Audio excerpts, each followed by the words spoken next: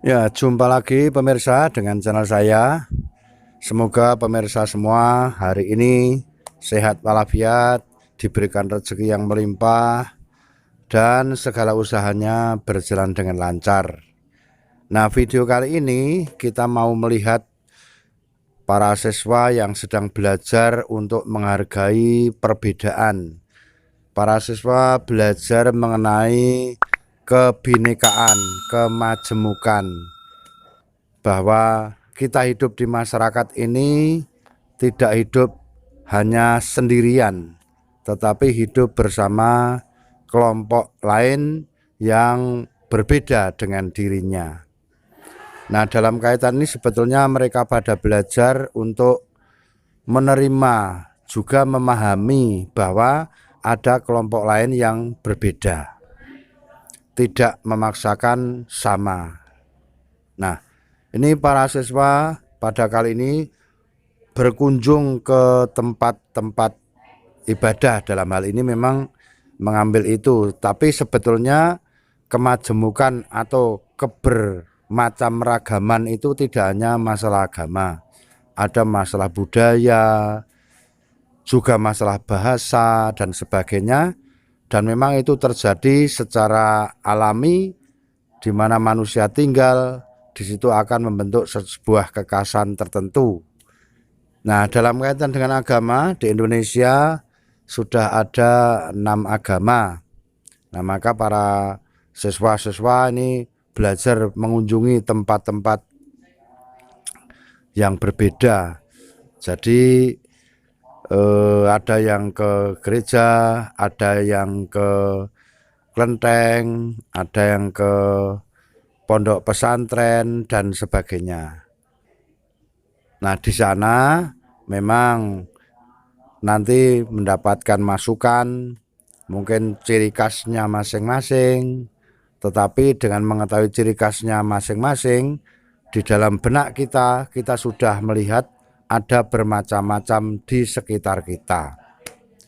Tujuan akhir dari kegiatan ini sebetulnya memang ini pelajaran yang ditanamkan oleh pemerintah karena muncul keprihatinan bahwa kita akan menutup diri terhadap kebermacam ragaman itu, sehingga ya nanti kita akan terkungkung kepada kelompoknya sendiri. Nah, oleh karena itu pemerintah memberikan ya nilai-nilai yang mau dicapai dalam pelajaran P5, dan di sana nanti akan belajar mengenai keberagaman. Nah, dengan mengetahui tentang keberagaman di sekitar kita, tentu saja para siswa mulai terbuka hatinya untuk tidak hanya memandang kelompoknya sendiri, tetapi kelompok sendiri itu pun sebetulnya bisa membutuhkan kelompok lain, tapi juga bisa memberi sesuatu kepada kelompok lain. Dengan kata lain yang sangat singkat adalah bahwa kita kelompok sendiri ini juga membutuhkan kelompok yang lain. Nah, di samping itu beberapa nilai yang ditanamkan atau dilaksanakan ketika kita mengunjungi kelompok-kelompok yang berbeda, misalnya main ke pondok pesantren. Nah, kita bisa mengetahui bagaimana cara belajarnya, bagaimana mereka belajar, apa yang mau diajarkan. Nah, begitu. Dengan demikian, cara belajar di pondok pesantren seperti itu, sehingga mungkin bisa memacu cara belajar sendiri. Jadi banyak nilai yang dikandung atau banyak nilai yang didapatkan ketika orang mau mengenal kelompok lain. Ada hal-hal positif yang bisa kita kerjakan bersama dan juga merupakan kebutuhan bersama. Nah, marilah kita mencoba untuk membangun hidup di Indonesia ini dalam suasana kebersamaan, karena nilai yang ditanamkan oleh nenek moyang kita sebenarnya itu kan gotong royong, itu sudah dari zaman dulu kala. Dari pengalaman, kalau sesuatu dikerjakan sendiri itu juga berat, tetapi kalau dikerjakan secara bersama-sama menjadi ringan. Contoh yang konkret, kita mengangkat sebuah lemari, kalau diangkat sendiri itu tidak kuat karena berat, tetapi juga tidak bisa karena lemari itu terlalu besar. Nah, dengan diselesaikan cara gotong royong, maka lemari itu akan terasa ringan dan lemari itu bisa terangkat dengan gampang. Nah, itulah fungsinya salah satunya.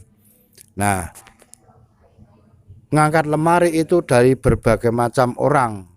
Ada bisa 2 orang, 3 orang atau 4 orang, dan 1 orang dengan 1 orang itu juga berbeda.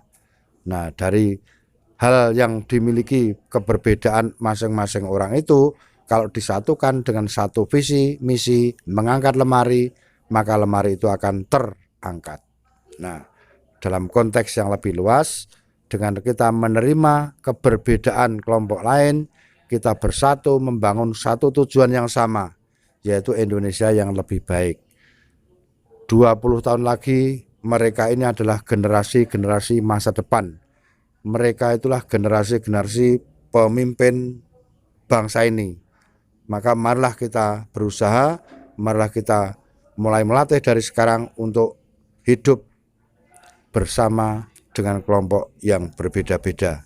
Semoga kita menjadi Indonesia yang baik, karena nilai-nilai yang dimiliki oleh generasi muda zaman sekarang ini juga akan menunjukkan nilai-nilai kita yang kita hayati dan kita cita-citakan.